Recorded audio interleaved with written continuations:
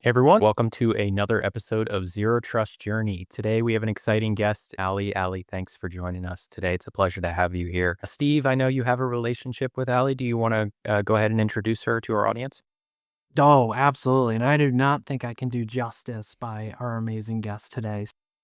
I've had the fortunate experience of working with Allie previously at Forrester. But Allie, why don't you go ahead and introduce yourself to our viewers? Tell them a little bit about yourself, kind of what you're doing, where your passions lie. We're very excited to have you on the show today.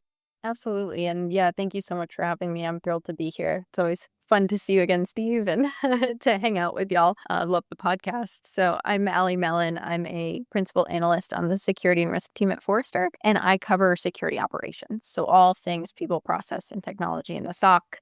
Detection engineering is a big part of that. XDR is a big part of that. The SIM market, big part of that. I also cover nation state threats and AI and its use in security tools. So as you can tell, nothing very exciting, not an area where a lot of things are happening. But my background is in computer engineering. I was a computer engineer before becoming a hacker and then becoming a security practitioner and then ending up at Forrester. So I've seen this from a lot of different angles and am very, very happy to be here and have this conversation with y'all. I think one thing that you're probably underselling that a lot of people I haven't seen is kind of happened in reverse for you is you presented at Black Hat before kind of like the big hits of your career.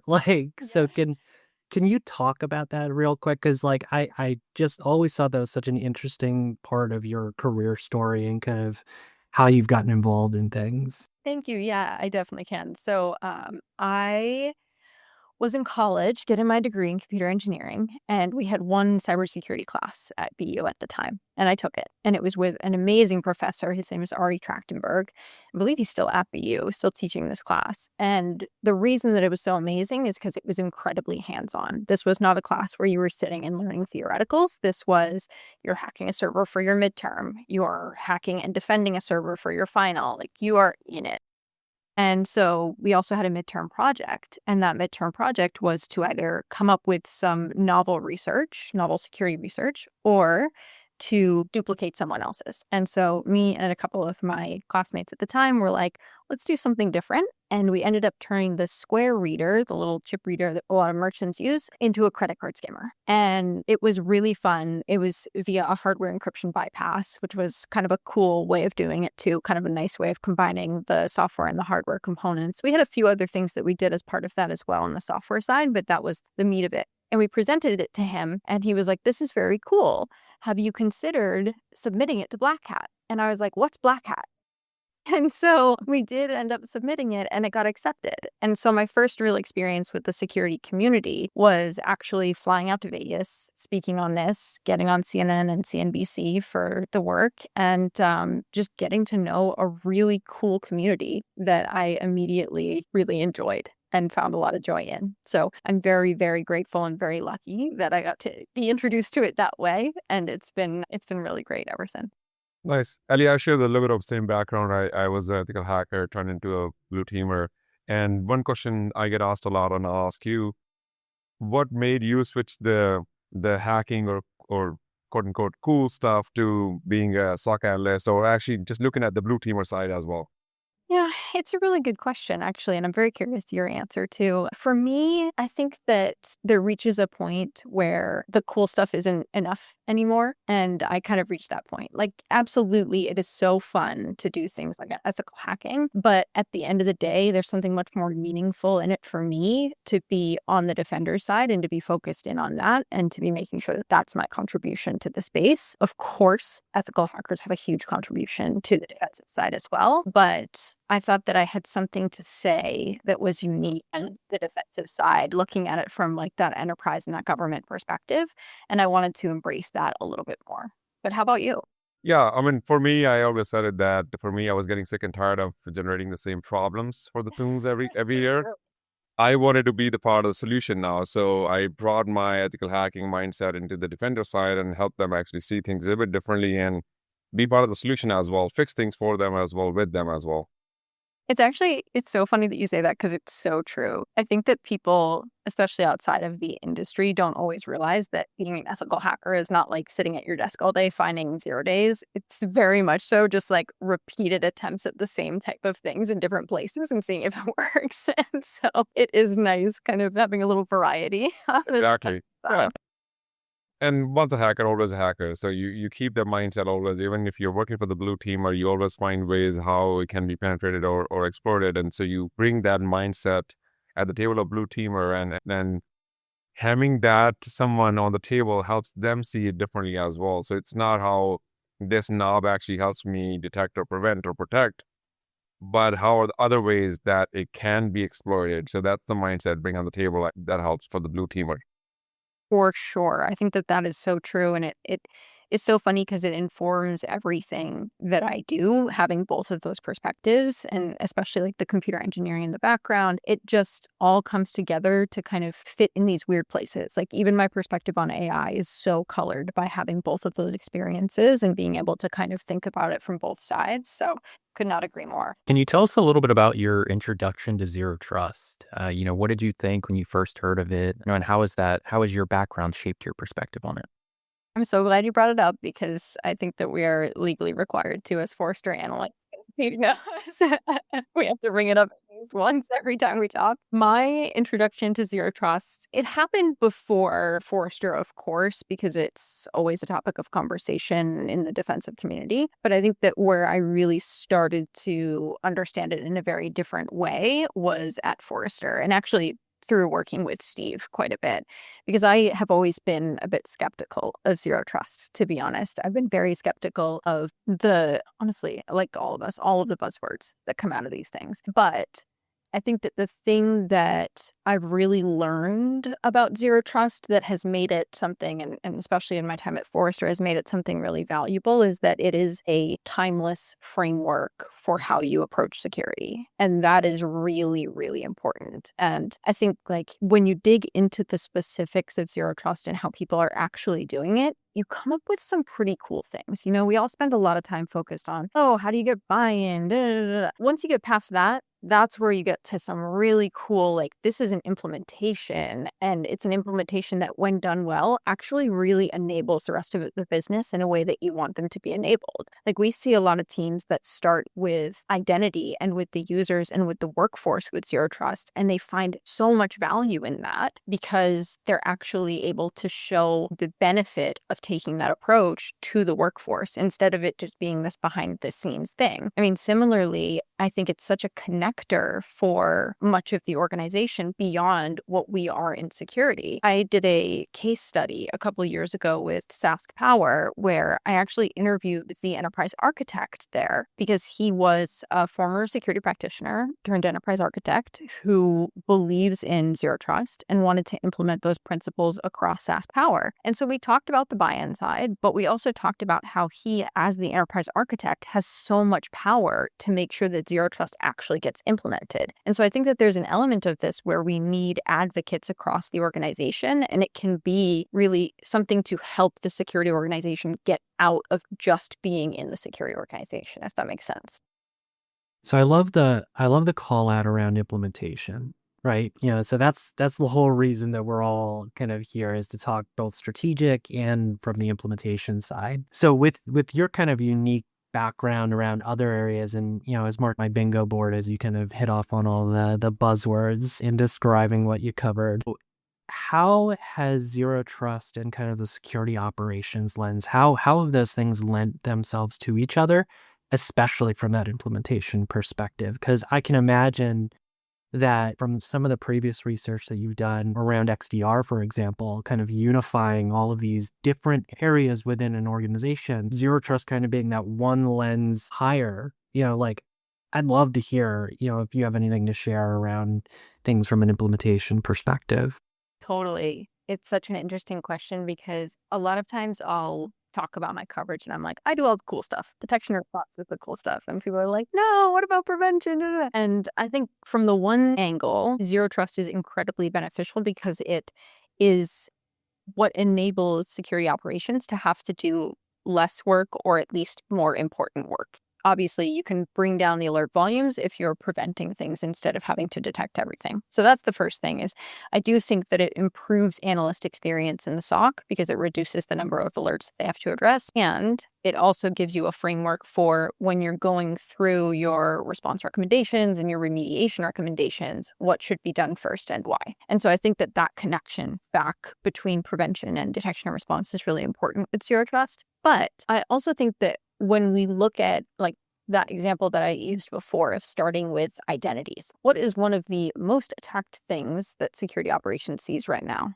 It's identities in the cloud. And so the more that we are able to standardize with Zero Trust, the way that we approach identities and the cloud, that makes it easier for security operations to get the data that they need to fire the alerts that they need to do the response actions that they need. And so it helps in a lot of ways to just simplify for security operations what they need to focus on and the data that they need coming in to make those determinations. It's really important. And then the other way is kind of trying to decide if it's helpful or not. It's helpful in some ways, but we see a lot with the SIM around bringing in alerting around like process changes or configuration management changes into the SIM, which can be helpful because it's more context for the security operations team. It also costs more. So it's kind of a balance there, but it unifies things even more. And there is value in that for sure. So one kind of like thread to pull on all of that is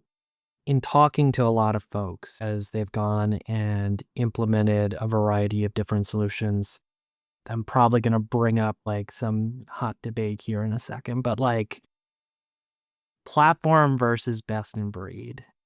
That's, I think, when I look at the whole kind of sphere of different vendors out there, I remember back in the day that, for example, CrowdStrike was like, no, best in breed, like we're partnering with these alliances and everything. And now you go and read all of their marketing material and it's like, platform is best, buy into our platform. It's like I get that things evolve, but marketers going to market and all of those things. But I would love to hear kind of your insights on that front because it's been such a hotly debated topic, I think, in practitioner circles. You know, I still work with a lot of customers who swear by best in breed, but every other day is a fire drill for them, troubleshooting things from a user experience perspective, which I think gets left out of the equation a lot of times. So would love your perspective on that.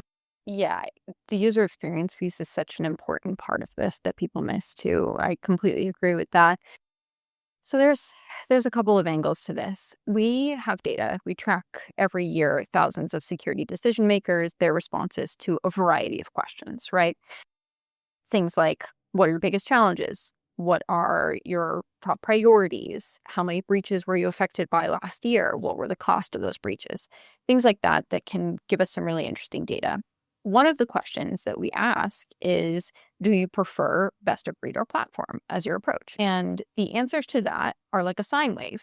They go up and they go down. One year it's platform, the other year it's best of breed, one year it's best of breed, the other year it's platform. So it's constantly going back and forth, which is, I find interesting because it's basically like the practitioners are having the same debate that the vendors are in many ways about this. I think it depends heavily on the use case. Ideally, having tools that work together effectively, like we see that as a huge driver for a lot of the consolidation in the market. But that relies on the fact that the tools are going to work together well. And even tools from one vendor do not work together well in most cases, right? We see a lot of acquisitions that happen, and it means that when you're trying to use a bunch of different tools from one vendor, they may have an overlaying skin that's all one thing, but that does not mean that they work outside of the demo together. But they acquired it. I don't know what you're talking about. It's part of the portfolio. They renamed it. So I do think like it's interesting because depending on the area that we're talking about, there are very different answers. Take SOAR as an example, right? That's one of the things that I cover in the context of SIM. And we see a lot of SIM vendors that have acquired SOAR providers. They've either integrated them fully or created some level of integration. It can be really useful to use that from one provider. But for some practitioners who are a little bit more risk averse, they're like, no, I need a separate SOAR because I do not want this affiliated with any other vendor. I want them to be making completely agnostically making the integrations that they're making between these tools. So they're not going to push me one way or another. And so that's one example where I think there are arguments for both sides of that conversation. And to be honest, it seems like some of the best SOAR capabilities we have are still to some extent separate from the SIM capabilities. Depends on the vendor, but if you look at the top vendors in the space around SOAR, you start to see a pattern. Now, this is quite different if you look at XDR as an example, because the only way to get better outcomes with XDR is if you extend beyond the endpoint and bring in telemetry from additional sources. And you can get some really high quality detections that way. But the vendor has to have a very intentional strategy about what they're implementing and bringing in from their own portfolio. And my concern is, how do we balance the fact that vendors want to vendor and sell as much as they can of their products, but that may not achieve better outcomes for the customer. And that's a trade-off that they have to constantly be facing. And I think it helps the conversation when we come in and say, okay, what's the value add here? We need to actually see a real value add, because I don't always see that. It's much more for the business reasons than it is for bettering the users' lives. One thing I was going to add here, Ali, we talk a lot about it on this show where a lot of times vendors dictate customer requirements. When it comes to zero trust as well, a lot of time vendors saying, oh, in order to achieve zero trust, you need these 3 things, or here's what my solution, or my product is zero trust certified. Having zero trust principle, and we had Chase on this show as well, he said, I don't care what you want to call it.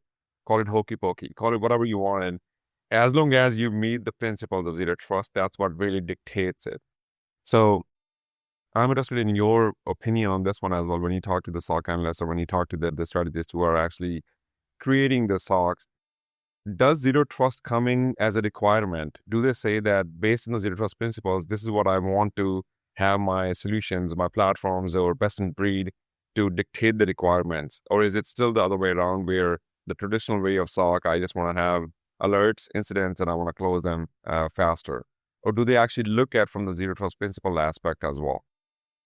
Okay, so interesting, because I think one of the most underrated and misunderstood parts of this zero trust conversation is what the aspect that we call like security analytics and monitoring is, because we don't talk about that enough. In fact, I think that in the SOC or with the administrator of the SIM, even when they're bringing in alerts around configuration changes and things that are not related to an attack, they are not thinking of it in the context of zero trust. They're just thinking of it in the context of something's wrong, we need to fix it. But it should be thought of in that broader context of zero trust, because it is a core part of that conversation and of what needs to be done. Now, I very strongly, and Steve knows this and Steve agrees, we've had many conversations about this, I do not like the idea of zero trust being a product conversation, or vendors saying you need this product to do zero trust. There's a lot that leads to that. I think, unfortunately, in our analyst experience research, which is about SOC analyst experience, not me analyst, it talk a lot about how all of these tools have been created for the economic buyer, not the user, and how the training around them can run the gamut, right? You have some tools with extremely good training. You have some tools with not so great training. The one thing that you don't have is, besides like a couple of select and very expensive organizations, is training for what it means to be a security practitioner. And this causes a huge gap in the market that vendors fill with zero trust means buy our tool or buy our set of tools, instead of the principles of zero trust and what that means. Now, we see some of that gap trying to be filled in academia. I've worked with and served as a subject matter expert for some of these groups in these conversations about like, okay, you want to get a master's in cybersecurity, let's go through that process, or bachelor's or what have you. But the problem is that it's so theoretical. And I think that there's a lot of value in academia, but security is a really hard one to do well in academia. Like at the end of the day, everything is so many different trade-offs. And unfortunately, in many of the conversations that I see happening in those circles, it's that company got breached. Why didn't they just do zero trust? And it's like, well, you have to take into account that they have a business they have to run, and they have resource constraints, and they have people constraints, and there's a lot of things that happen all at once. And they have all these vendors telling them how to do zero trust and that it's a specific way of doing it. And even when they implement it, they're not actually getting it done. And so I think that there's a big gap in the market right now just for understanding and training around what a security practitioner is and what the specialization of being a security practitioner should look like. And it's one of the things that we definitely try to address in some of our research, but it's not the same thing as actually having like standards and training around what that means. Does that make sense?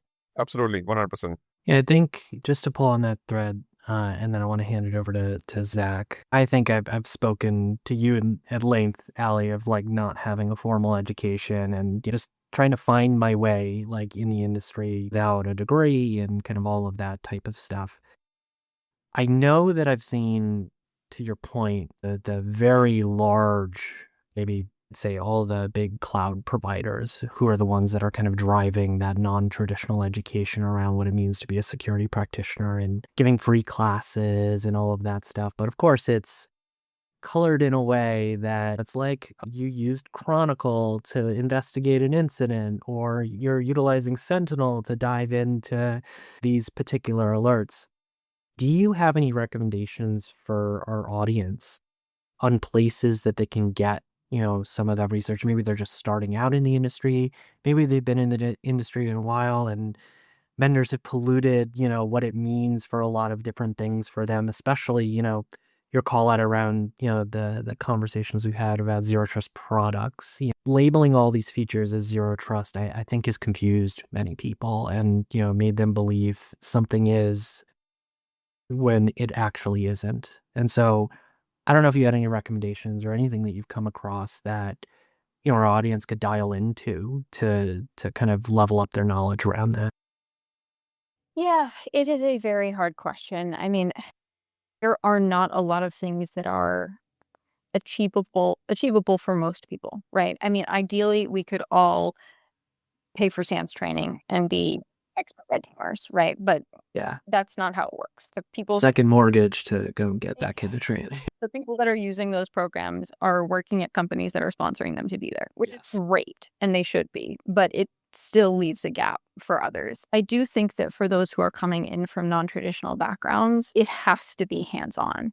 It has to be like, yeah, you're doing an IT admin job for a couple of years to better understand what an enterprise network looks like, what enterprise infrastructure looks like. It has to be like one of the things that I think is a benefit, if there could be one coming out of the pandemic, is a lot of the conferences that were previously only in person are now also online. And typically the online version is free. And so attending a couple of B-sides remotely or attending some of the other conferences remotely, like CyberWarCon, you can get some really cool information and really cool research that you otherwise wouldn't have access to. And that is typically very much so focused on the actual skills of being a security practitioner, as opposed to like, oh, it's another vendor webinar or what have you.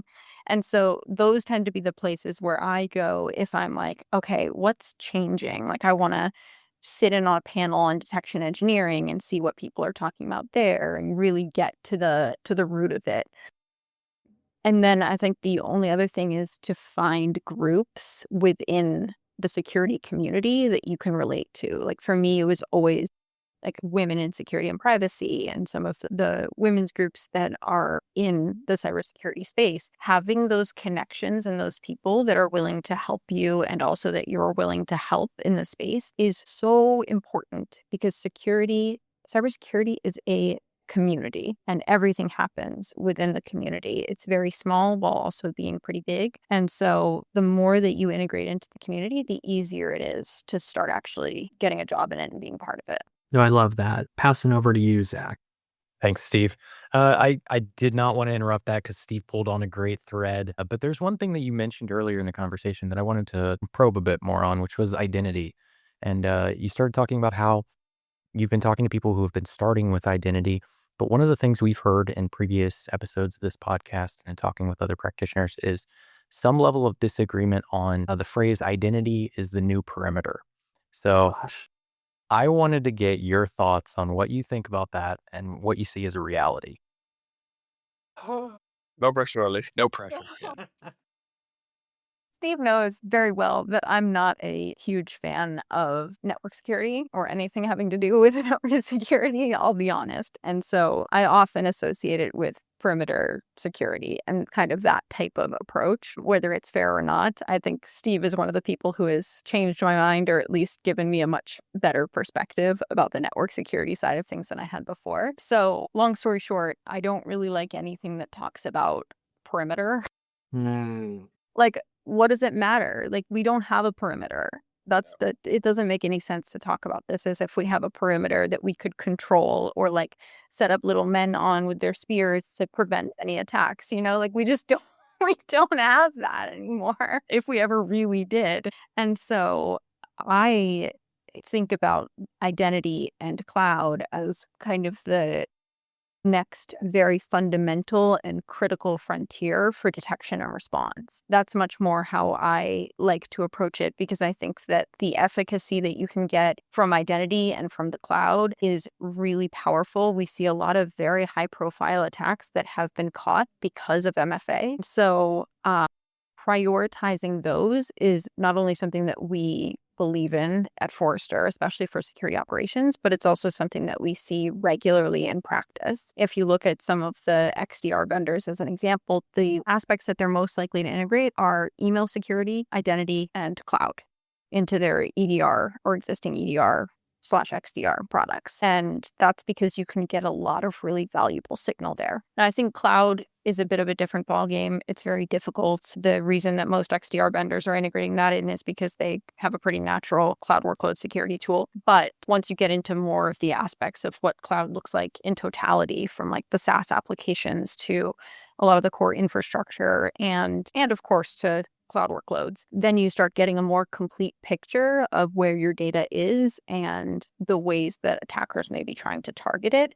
That's much more compelling. So TLDR, I don't love any term related to perimeter, but I do think that identity is incredibly important. And it's been really fascinating to see how that maps back into zero trust. Love that. Yeah, we take the same stance on this podcast when we talked about this a number of times, and that, when we talk about zero trust, we think of it as a philosophical shift as well as a technological shift. And when we, approach things like saying identity is the new perimeter, we're still referencing an old mindset that we're trying to break away from. And so it doesn't resonate with us either. So thank you there. Victor, pass it to you.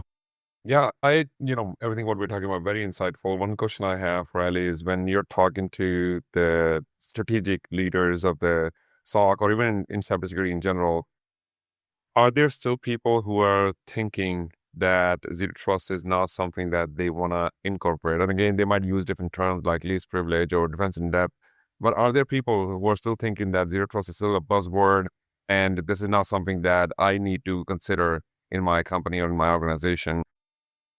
So everyone that I talk to that's a practitioner thinks zero trust is a buzzword. If we're being totally honest. Yeah. But that said, they're all implementing it. They're just, to your point, calling it different things. Funny how that works, right? Yeah. So I do think that there's a level here of just like the name can bug people. Yeah. Because it's overused. But that doesn't change its importance. The other piece of that too is that I do think that we notice quite a bit using the term zero trust outside of the security organization is not helpful. If you tell your CEO or your head of HR that you're going to be taking a zero trust approach to security, they're like, that sounds scary. What does that mean? And so it becomes very important to context switch into a language that they'll understand better. And oftentimes that's not going to be through the phrase zero trust. It can even have different connotations for different cultures. And so it's very important to think about how to position that well, which is one of the reasons why we come back to identity and protecting the workforce. Because to this conversation about like identity as the new perimeter, what we're ultimately trying to do with Zero Trust is to make it so that the employees can do the work that they need to do effectively in any way that they need to do it that is within the bounds of least privilege. And I often think that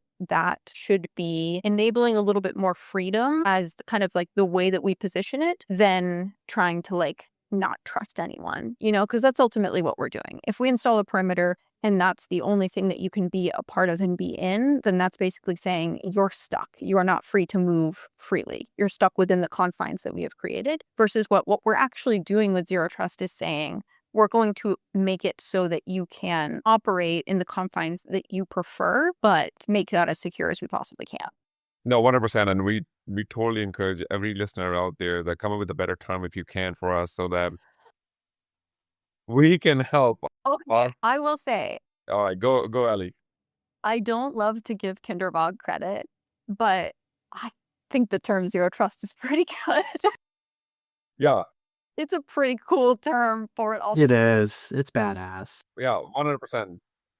I think we all agree to the term, but when you actually, to your point and example, when you start talking to your business leaders and the HR that, hey, we're trying to implement Zero Trust, they're like, what's wrong with our people? Why don't we trust them? We vet them. We did the background check already. We trust them, hence they're here. So it's just coming up with something, and again, taking Chase's example, call it hokey pokey or whatever you want to call it within your organization, whatever works for you, as long as you enforce the principles of Zero Trust, and at the end of the day, enable and accelerate the employee effectiveness of how they actually use the system and do their day job. And that's what it is at the end of the day. So that you bring that transparent security instead of that the perimeter with the guns and the tanks at the perimeter. We don't have that.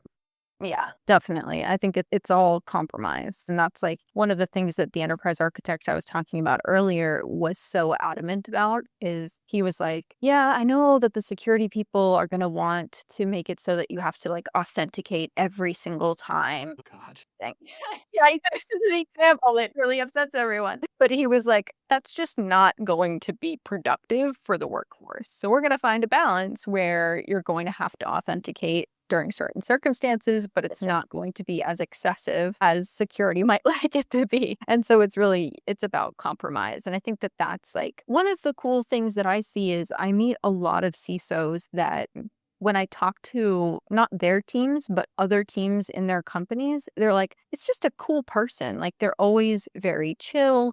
They're always someone that I can come and talk to, and they're always someone that's looking for ways to compromise with me and to make it so that we can accomplish everything that we want. That's what we need from security professionals. We need that kind of mindset. Every time I hear about a CISO like that, I'm like, that's cool. That's someone who gets it and gets the job. We'll say a prayer for you, Victor. This has been awesome, Allie. We do have to wrap it up, but I'm sure we could continue talking for hours. So we want to really thank you for joining us on the show, sharing your insights. Where is the best way for our audience to connect with you? Yeah, thank you so much for having me. This was a ton of fun. The best way to connect with me is on LinkedIn. I'm on LinkedIn and also on Substack. So you can find me at either of those places, and I post very regularly to both. Great. Audience, do go check her out. She posts some great stuff there.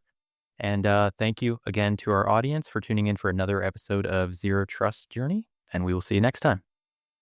Thank you, Allie. Thank you, Allie. Thanks, everybody.